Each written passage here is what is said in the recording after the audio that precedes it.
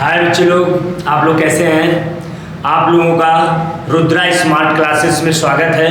मैं राजवीर यादव आप लोगों को आज हिंदी के परिचय यानी हिंदी का इंट्रोडक्शन के बारे में बात करते हैं। हिंदी की उत्पत्ति कैसे हुई, हिंदी का संबंध किससे है और हिंदी का परिवार क्या है इत्यादि के बारे में बात करते हैं। तो आइए देखते हैं। सबसे पहले हम लोग पढ़ेंगे हिंदी। क्या पढ़ेंगे? हिंदी।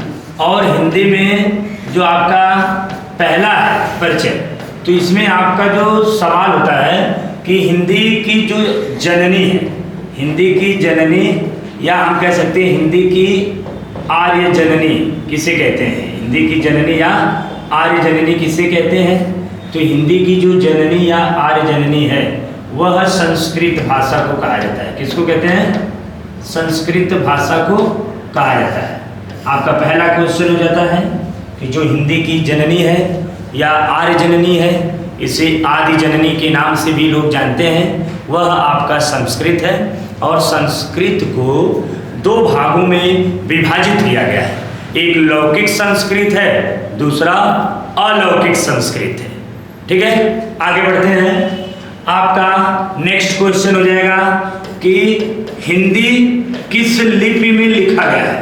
तो हिंदी जो आपकी लिपि है, हिंदी की लिपि आपका हिंदी देवनागरी लिपि में लिखा गया है। किस लिपि में लिखा गया है? देवनागरी लिपि में आपका हिंदी लिखा गया है। और यहाँ पे जो देवनागरी लिपि है, देवनागरी लिपि का सबसे पहले हम लिख दे रहे हैं हिंदी किस लिपि में लिखा गया है।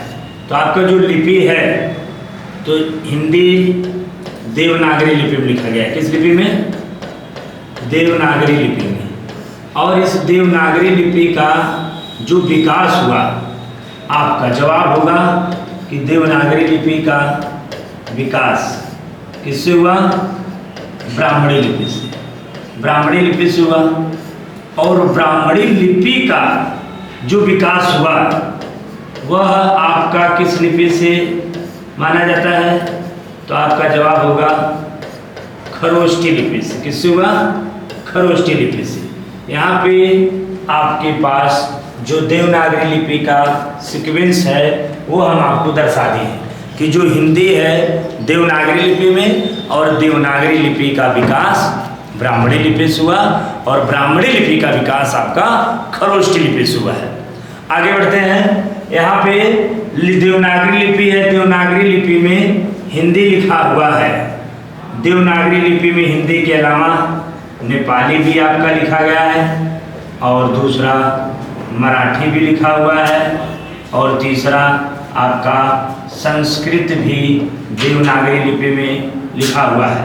यानी कि देवनागरी लिपि में हिंदी के अलावा नेपाली, मराठी, संस्कृत को भी लिखा हुआ है। आपको देवनागरी लिपि का यदि प्राचीन नाम पूछ दिया तो आपको बताना है नागरी लिपि, और नागरी लिपि से पहले इसका नाम था देवनागर, और देवनागर से पहले लोकनागर। 1017 ईस्वी में मोहम्मद गजनबी ने महमूदपुर अर्थात मैं कह सकता हूँ लाहौर में एक चांदी का सिक्का ढाला।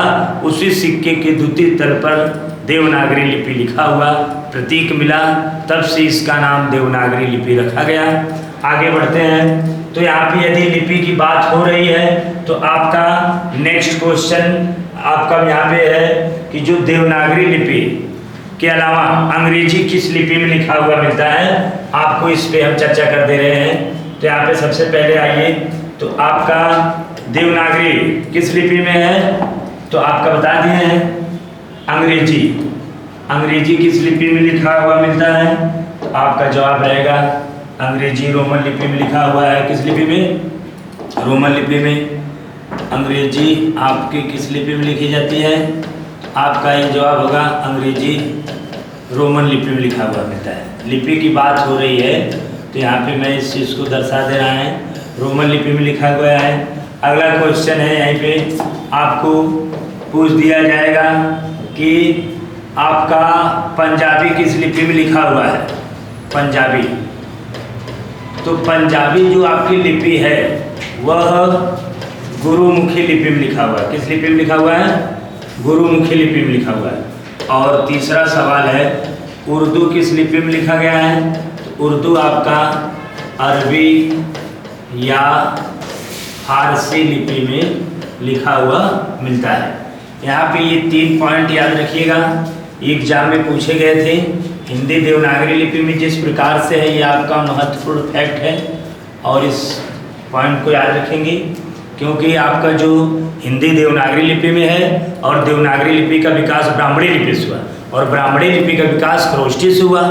ठीक उसी प्रकार से परीक्षा में पूछा गया सवाल अंग्रेजी किस लिपि में लिखा हुआ मिलता है, तो आपका जवाब रहेगा रोमन लिपि में। और पंजाबी किस लिपि में मिलता हुआ, तो आपका गुरुमुखी लिपि। और उर्दू अरबी या फारसी लिपि की एक जो बात हो रही है यहाँ पे दर्शा दिया गया। और आपका नेक्स्ट क्वेश्चन यदि बनाएंगे हम, तो लिपि यहाँ पे नोट पॉइंट याद करिएगा आप लोग और इसे नोटिस भी करते रहिएगा। लिपि जो है कि संस्कृत के लिप धातु से बना है। लिपि संस्कृत के किस धातु से बना है? लिप धातु से। संस्कृत के लिप धातु से बना है। लिपि संस्कृत के किस धातु से बना है? लिप धातु से बना है। लिप धातु। और लिप धातु का जो अर्थ होता है वह आपका होता है लीपना होता है। क्या होता है? लीपना होता है। यानी कि जो लिपि है वह संस्कृत के लिप धातु से बना है, जिसका अर्थ होता है लीपना। और लिपि 4 प्रकार की होती है। विद्वानों के अनुसार इसे विभाजन किया गया है। जो प्रथम लिपि है वह आपका चित्रात्मक लिपि है और जो द्वितीय लिपि है वह आपका भाव या संकेत लिपि है। और जो तीसरा चरण आता है लिपि में तो वह आपका वर्णात्मक लिपि आता है और जो चौथा चरण है वो अक्षरात्मक लिपि है। आगे बढ़ते हैं। यहाँ पे लिपि की बात क्लियर करते हुए आगे बढ़ रहे हैं हम। तो यहाँ पे लिपि के साथ साथ आपका बात किए हैं। अब हम आगे बढ़ेंगे। तो हिंदी का जो परिवार है उस परिवार का नाम क्या है? तो हिंदी का जो परिवार है वह आपका जवाब होगा भारोपी परिवार। कौन सी परिवार है?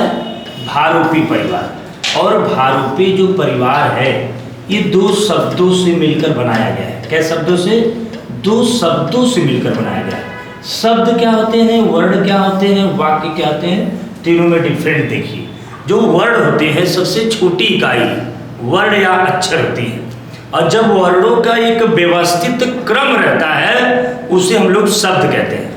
और जब शब्दों का व्यवस्थित समूह को हम लोग क्या कह देते हैं? वाक्य कह देते हैं। एक सेंटेंस का रूप धारण कर लेता है। ठीक है, आगे ये क्लास विस्तृत तरीके से आपको मिलेगी। शब्द रूप यानी शब्द भेद जब हम पढ़ेंगे पार्ट ऑफ स्पीच उसमें मिलेगा। ठीक है, आगे बढ़ते हैं। तो यहाँ पे 2 शब्दों से मिलकर बनाया गया है। अब उन दोनों शब्द का नाम क्या है आप देख सकते हैं। Bharat plus Europe. Bharat plus Europe से मिलकर के इन्हें बनाया गया है। और जो भारोपी परिवार के सदस्य की बात किया जाए या इनकी शाखा की बात किया जाए तो इनके सदस्य या शाखाएं कुल कितनी हैं? 6 हैं। आपको मैं 6 सदस्यों को दर्शाने का प्रयास कर रहे हैं। यहाँ पे आप देखिएगा, यहाँ पे 1 हो गया, यहाँ पे आपका दूसरा हो जाएगा। पहला जो पॉइंट है, पहला जो सदस्य है उनका नाम क्या है? तो आपका जवाब रहेगा पहला इंडो आर्यन भाषा परिवार। पहला क्या रहेगा?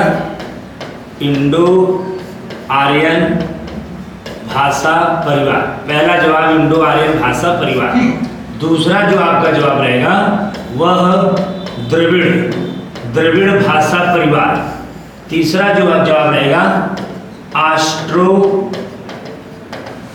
एशियाटिक भाषा परिवार। ऑस्ट्रो एशियाटिक भाषा परिवार। चौथा ताई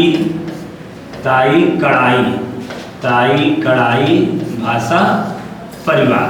और जो आपका 2 2 4 5वां बन जाएगा सीनो तिब्बती भाषा परिवार। कौन सा बनेगा? सीनो तिब्बती भाषा परिवार। और जो 6 नंबर आपकी बनेगी वह बनेगी ग्रेट अंडमानीज भाषा परिवार। ग्रेट अंडमानीज भाषा परिवार आपका 6 नंबर बन जाएगा। ग्रेट अंडमानीज भाषा परिवार।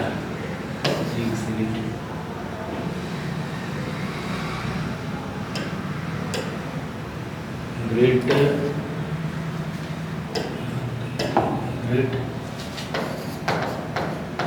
अंडमानीज भाषा परिवार।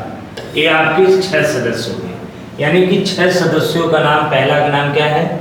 इंडो आर्यन भाषा परिवार, दूसरा है द्रविड़ भाषा परिवार, तीसरा है ऑस्ट्रो एशियाटिक भाषा परिवार, चौथा ताई कड़ाई, पांचवा सिनो तिब्बती, छठवां ग्रेट अंडमानीज भाषा परिवार। 6 सदस्य हैं, इनको हम विस्तृत रूप में आपको दर्शा देंगे।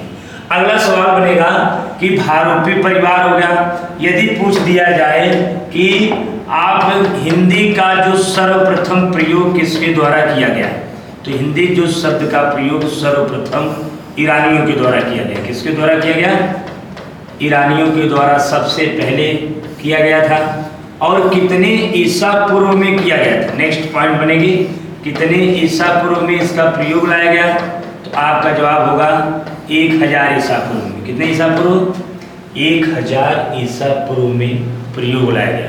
क्योंकि भारतीय आर्य भाषा, हम लोग आगे पढ़ेंगे, तो भारतीय आर्य भाषा को 3 भागों में विभाजित किया गया है। पहला प्राचीन भारतीय आर्य भाषा, दूसरा मध्यकालीन भारतीय आर्य भाषा, तीसरा आधुनिक भारतीय आर्य भाषा। जो तीसरा आधुनिक भारतीय आर्य भाषा है वही 1000 से अब तक की बात करता है। अतः हम लोग 1000 ईसा पूर्व हिंदी का प्रयोग माना जाता है। आगे क्वेश्चन बढ़ाते हैं। अगला पॉइंट यहाँ पे देखते रहिएगा। अगला क्वेश्चन, अगला सवाल यहाँ पे मैं बढ़ा रहा हूँ। यहाँ पे पॉइंट बनाते हैं और नेक्स्ट क्वेश्चन, जो आपका हिंदी की उत्पत्ति या हम कह सकते हैं हिंदी का संबंध किस अपभ्रंश से होता है? तो आपका हिंदी का संबंध या हिंदी की उत्पत्ति सौरसेनी अपभ्रंश से होता है। किससे? सौरसेनी अपभ्रंश से होता है। और सौरसेनी एक प्रकार का अपभ्रंश होता है। और अपभ्रंश के अर्थ जो होते हैं बिगड़े हुए या भ्रष्ट या टूटा हुआ था। और अपभ्रंश 4 प्रकार के मूलतः होते हैं: सौरसेनी, मागधी, अर्धमागधी, खस। इसके अलावा भी अपभ्रंश होते हैं जिसका नाम है पैशाची अपभ्रंश, ब्राचंड अपभ्रंश और महाराष्ट्रीय अपभ्रंश। उसकी चर्चा नेक्स्ट क्लास में होगी। आपको बात यहाँ पे केवल जानना है कि हिंदी की उत्पत्ति किस अपभ्रंश से हुई है या हिंदी का संबंध किससे है। तो आपका जवाब रहेगा सौरसेनी अपभ्रंश से। नेक्स्ट क्वेश्चन यहाँ पे पॉइंट बनाते हुए हम बढ़ा रहे हैं। हिंदी का यदि पूछा जाए पहला समाचार पत्र का नाम क्या है? पहला समाचार पत्र कौन सा है? तो जो हिंदी का आपका पहला समाचार पत्र है उसका नाम यदि पूछा जा रहा है तो आपका जवाब होगा हिंदी का पहला समाचार पत्र उदंत मार्तंड है। क्या नाम है? उदंत मार्तंड। हिंदी का पहला समाचार पत्र उदंत मार्तंड, ये आपका हिंदी का पहला समाचार पत्र है। और नेक्स्ट क्वेश्चन इसी में है, उदंत मार्तंड के संपादक का क्या नाम है? तो उदंत मार्तंड के जो संपादक हैं उनका नाम है पंडित जुगल किशोर। क्या नाम है?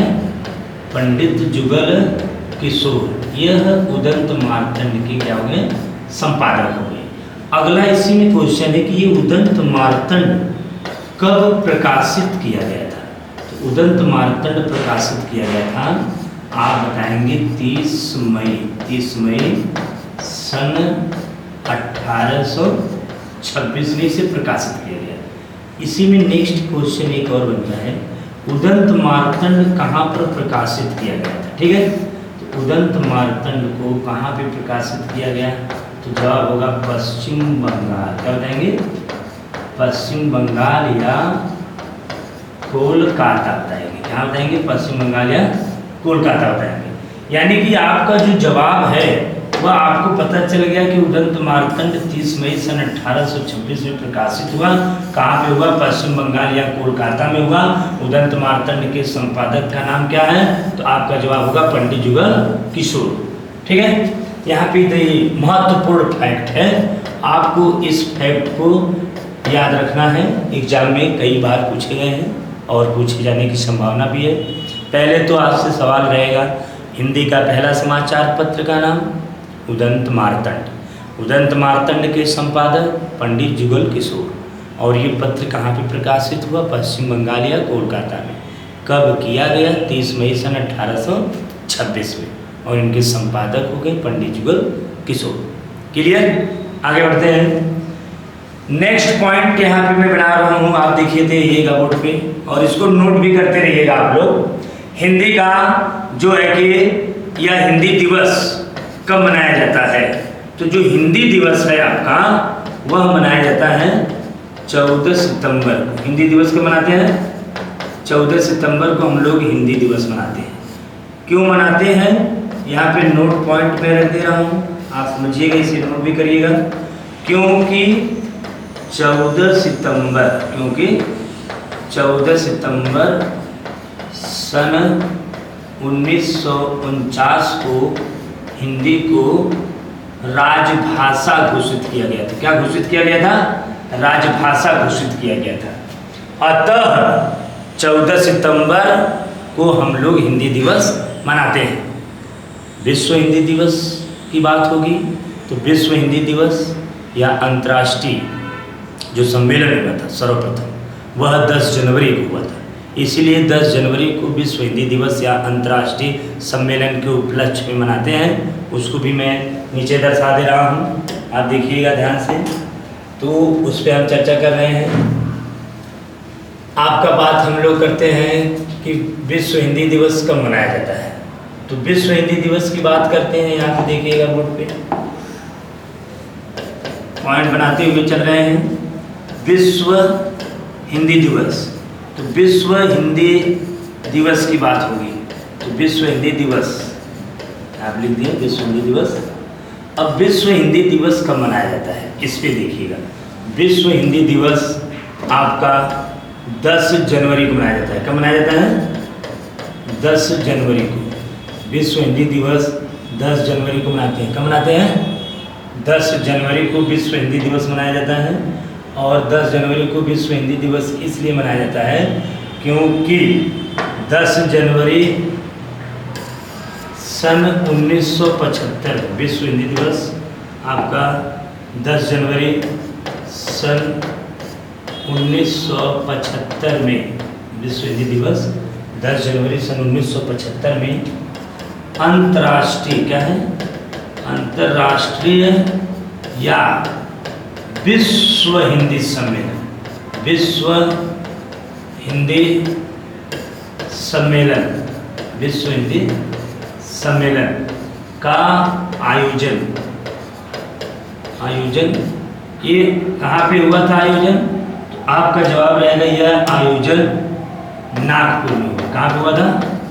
नागपुर में हुआ। ये आयोजन नागपुर में किया गया। वर्धा समिति थी, कौन सी? वर्धा समिति के सहयोग से हुआ था। उस समय 1975 की प्रधानमंत्री इंदिरा गांधी थी।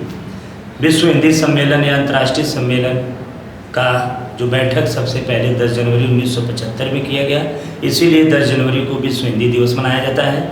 यह प्रत्येक 4 वर्ष के बाद विश्व हिंदी सम्मेलन या अंतर्राष्ट्रीय सम्मेलन का आयोजन किया जाता था। बाद में इसे 3 वर्षीय कर दिया गया। ठीक है, आगे बढ़ते हैं।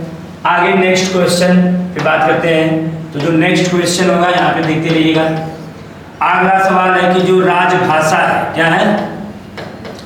राजभाषा आयोग, राजभाषा आयोग का गठन कब किया गया? तो राजभाषा आयोग का यदि गठन की बात हो रही है, किसकी बात हो रही है? गठन की। तो राजभाषा आयोग का ये गठन आपका हुआ था, कब हुआ था? तो यहाँ पे आपका जवाब होगा कि सन 1955 में राजभाषा आयोग का गठन किया गया। यदि पूछा जाएगा कि राजभाषा आयोग, केवल भाषा आयोग, राजभाषा आयोग के प्रथम अध्यक्ष का नाम क्या है? यहाँ पे हम आगे बढ़ा दे रहे हैं। प्रथम अध्यक्ष का नाम क्या है?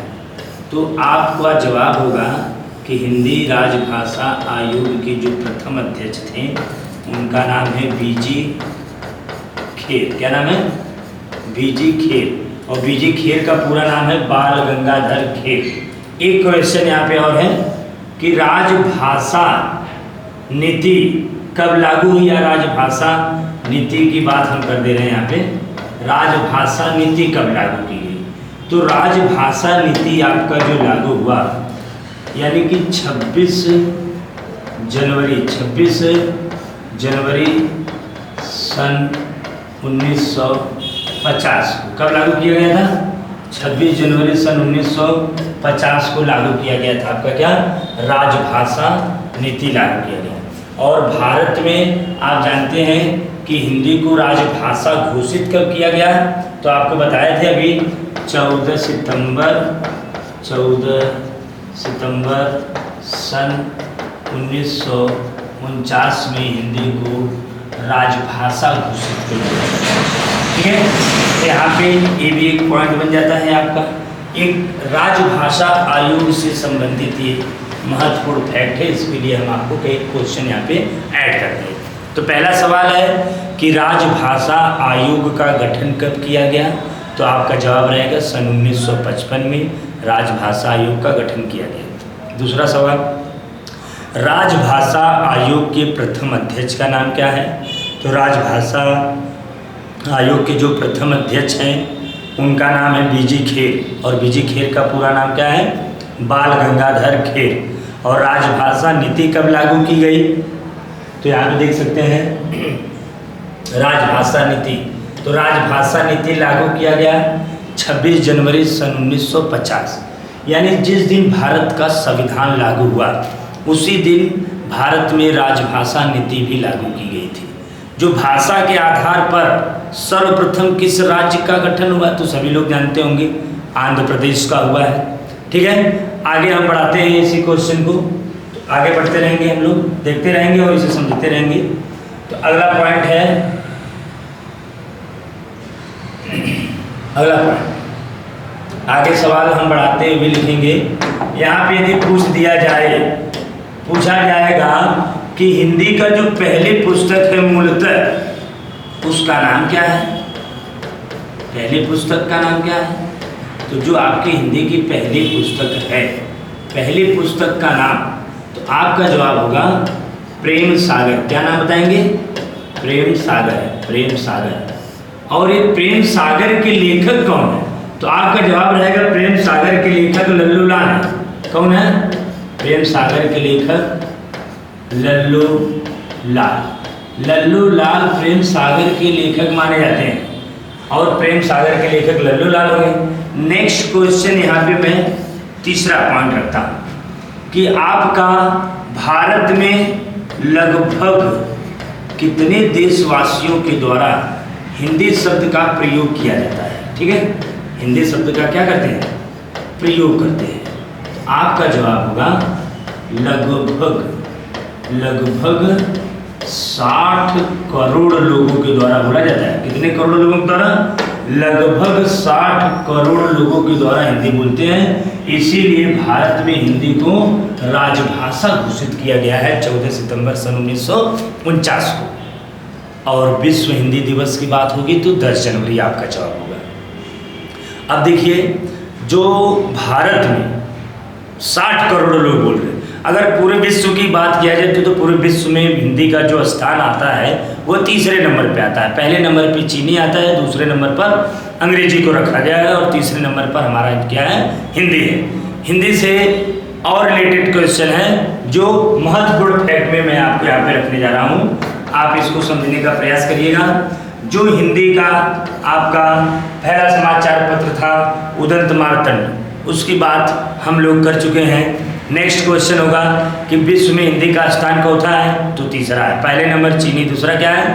अंग्रेजी है। अब आपका यहाँ पे बात होगा कि जो भारतीय संविधान के किस भाग में हिंदी का उल्लेख मिलता है? किस भाग में? तो आपका जवाब होगा भाग 17 में हिंदी का वर्णन स्पष्ट रूप से भारतीय संविधान में किया गया है। ठीक है, नेक्स्ट क्वेश्चन यहाँ पे आगे बढ़ता है कि आपका भारतीय संविधान के भाग नंबर 17 में किया गया है। नेक्स्ट पॉइंट में बना रहा हूं। अगला क्वेश्चन, भारतीय संविधान के किस अनुसूची में हिंदी का वर्णन मिलता है? तो अनुसूची नंबर आपका जवाब होगा 8वीं अनुसूची में। एक पॉइंट और है, भारतीय संविधान के किस अनुच्छेद में हिंदी का वर्णन है? अनुच्छेद नंबर 343 से लेकर के 351 के बीच में स्पष्ट रूप से किया गया है। यदि इसी को हम फिगर के द्वारा दर्शाएं तो मैं कह सकता हूँ यह आपका क्या है? यह है आपका संविधान, भारतीय संविधान है। और इस संविधान को 3 भागों में मैंने बांट दिया। यहाँ पे फिगर से दर्शा दे रहे हैं, 1 हो गया, 2 हो गया, 3 हो गया आपका। पहला आपका मैंने कहा भाग है तो मैंने भाग रख दिया। दूसरा कहा अनुसूची है, यहाँ पे अनुसूची को मैंने दर्शा दिया। और तीसरा आपसे मैंने बोला कि आर्टिकल यानी अनुच्छेद है, यहाँ पे अनुच्छेद को मैंने दर्शा दिया। अब यही तीनों बात को मैंने यहाँ पे फिगर के अकॉर्डिंग दर्शा दिया है। तो फिगर में आप देखेंगे तो फिगर में भाग हम 17 यहाँ पे लिख देते हैं, भाग नंबर 17। और अनुसूची की बात हुई थी, अनुसूची नंबर 8वीं में कर दिया जाता है उल्लेख। और अनुच्छेद का बात किया जाएगा तो 343 से लेकर के 351 में बात किया जाएगा। सेम ये 3 जो यहाँ पे पंक्ति दिख रहा है उसी का ये फिगर दर्शाया गया है। अगर फिगर से भी आप समझ सकते हैं, आसानी होगा। हर एक फैक्ट का आपको फिगर दर्शाया हुआ मिलेगा और उस पर आप लोग एक बेहतरीन तरीके से नोट करते जाइए पॉइंट, क्योंकि हर पॉइंट को नोट करने से फ़ायदा होता है कि कभी आप देखेंगे तो आपको वो सारी बातें याद आ जाएंगी। ठीक है, आगे हम सवाल को बढ़ाते हैं कि हिंदी का उल्लेख यदि पूछेगा भारतीय संविधान की किस भाग में है तो 17, अनुसूची पूछेगा तो 8वीं, और अनुच्छेद पूछेगा तो 343 से लेकर के 351 के बीच। अब हम बात करते हैं हिंदी का सही क्रम। तो आइए देखते हैं आपका हिंदी का सही क्रम पे हम लोग बात करते हैं। तो हिंदी का सही सीक्वेंस क्या है इस पे हम चर्चा करते हैं। ठीक है, तो हिंदी का सही सीक्वेंस पे आइए बात करते हैं। हिंदी का सही क्रम, अगला पॉइंट यहाँ पे रख देते हैं। हिंदी ऊपर लिखा हुआ है सबसे पहले, उसी से रिलेटेड सारे क्वेश्चन अभी चल रहे हैं। हिंदी का सही क्रम, ठीक है। हिंदी का सही क्रम में देखिए सबसे पहले मैं दर्शा रहा हूँ, सबसे नंबर पे पाली आता है, पाली, ठीक, क्या है पाली। पाली के बाद आपका प्राकृत, प्राकृत के बाद अपभ्रंश है, क्या है अपभ्रंश, और अपभ्रंश के बाद अवहट। ठीक है, अब इसका देखिए सीक्वेंस है, पहले पाली, फिर प्राकृत, फिर अपभ्रंश, फिर उसके बाद क्या है अवहट आया। अब यहाँ पे पाली, प्राकृत, अपभ्रंश, अवहट, ये हिंदी के सही सीक्वेंस को यहाँ पे दर्शाया गया। ठीक है, हिंदी का सही क्रम में दर्शाया गया है। अब यहाँ पे जो पाली है, पहला नंबर कौन सा है पाली। तो पाली भाषा में किसने उपदेश दिया था? तो आपका जवाब होगा गौतम बुद्ध ने पाली भाषा में उपदेश दिया था। और प्राकृतिक भाषा में कौन उपदेश दिया था? महावीर स्वामी आपका जवाब होना चाहिए। और यहाँ पे एक क्वेश्चन सबसे महत्वपूर्ण, ये सही सीक्वेंस है आपका, ये MIMP पॉइंट, क्या है ये आपका MIMP पॉइंट। इस एलिमेंट्स, इस तत्व को आप याद रखेंगे। अपभ्रंश का जो अर्थ होता है, क्या होता है अर्थ, अपभ्रंश का अर्थ आपका यहाँ पे लिख देते हैं बिगड़ा हुआ, क्या बताएंगे बिगड़ा हुआ या टूटा हुआ, बिगड़ा हुआ या टूटा हुआ या भ्रष्ट, भ्रष्ट, ये आपके अपभ्रंश के अर्थ हो गए, बिगड़ा हुआ, टूटा हुआ या भ्रष्ट। और यहाँ पे एक दिख रहा है जिसका नाम क्या है अवहट। और अवहट का हम बात करेंगे तो अवहट शब्द जो है इसका स्पष्ट रूप से, इसका स्पष्ट रूप से जो उल्लेख मिलता है, स्पष्ट रूप से इसका उल्लेख विद्यापति है। कौन है? विद्यापति जी हैं। उनका नाम क्या है? विद्यापति। विद्यापति की एक रचना है जिसका नाम है, रचना यहाँ पे लिख दे रहे हैं समझने के लिए। रचना का नाम क्या है? कीर्ति लता। क्या नाम है? कीर्ति लता। ये कीर्ति लता है, इसी में अवहट का स्पष्ट रूप से मिलता है। और ये जो विद्यापति हैं, विद्यापति को अभिनव जयदेव, अभिनव जयदेव की उपाधि मिली थी इनको। और विद्यापति को मैथिल कोकिल भी कहा जाता है। अभी यहाँ पे सबसे महत्वपूर्ण है, ये पॉइंट है आपके यहाँ पे देखिए दर्शा दिया है, और इस पॉइंट को आप याद रखेंगे हर हालत में। अब यहाँ देखिए हिंदी का सही क्रम पाली, प्राकृत, अपभ्रंश, अवहट है। पाली भाषा में उपदेश देने वाले विद्वान का नाम है गौतम बुद्ध, और प्राकृतिक भाषा में महावीर, और अपभ्रंश का अर्थ बिगड़ा हुआ, टूटा हुआ या भ्रष्ट होता है। और यहाँ पे अवहट का स्पष्ट रूप से उल्लेख विद्यापति की रचना है जिसका नाम है कीर्ति लता, उसमें मिलता है। और विद्यापति को अभिनव जयदेव की उपाधि से सम्मानित किया गया था। विद्यापति का मूलतः 4 ग्रंथ होता है। कीर्ति लता 1, कीर्ति पताका 2, पदावली 3, लिखनावली 4, और कुल ग्रंथों की संख्या इनकी 14 है। ठीक है। और विद्यापति को पदावली रचना के कारण आचार्य रामचंद्र शुक्ल ने मैथिल कोकिल कहा था। आचार्य रामचंद्र शुक्ल का एक ग्रंथ है जिसका नाम है हिंदी साहित्य का इतिहास। हिंदी साहित्य का इतिहास सन 1929 यानी 1929 में लिखे थे। और उसी पुस्तक, उसी ग्रंथ में आचार्य रामचंद्र शुक्ल ने विद्यापति विद्यापति को आपको मैथिल कोकिल की उपाधि दिए। किस रचना के कारण? पदावली रचना के कारण। ठीक है, क्लियर हुआ इतना? आगे बढ़ते हैं। तो यहाँ पे जो फैक्ट है, इन फैक्ट को आप लर्न कर लेंगे और नोट भी इस फैक्ट को आप करते रहेंगे कंटिन्यू। ठीक है। अगला पॉइंट मैं यहाँ पे बना रहा हूँ, आप देखिएगा कि प्रस्ताव रखने वाला व्यक्ति का नाम क्या था? तो उनका नाम है गोपाल। क्या नाम है उनका? गोपाल है। उनका नाम है गोपाल स्वामी आयंकर। जो फैक्ट आपको यहाँ पे दिखा दे रहे हैं, उनका नाम है गोपाल स्वामी आयंकर। गोपाल स्वामी आयंकर ने सबसे पहले प्रस्ताव रखा था भारतीय संविधान में हिंदी का, इसलिए यहाँ पे इनको प्रस्तावित माना जाता है। ठीक है। आगे की क्लास नेक्स्ट क्लास होगी जिसमें हम लोग भाषा बोली की चर्चा करेंगे।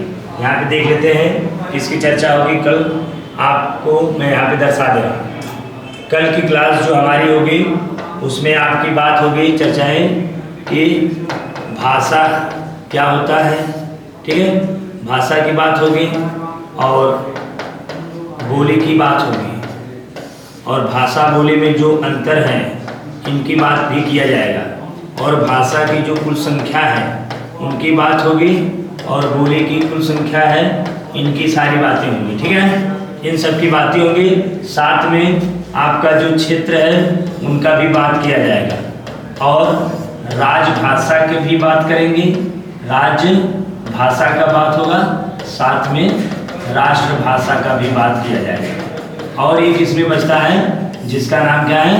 मानक हिंदी। क्या है? मानक हिंदी, जिसको परिनिष्ठित भाषा या स्टैंडर्ड लैंग्वेज के रूप में जानते हैं, इनका भी बात होगी।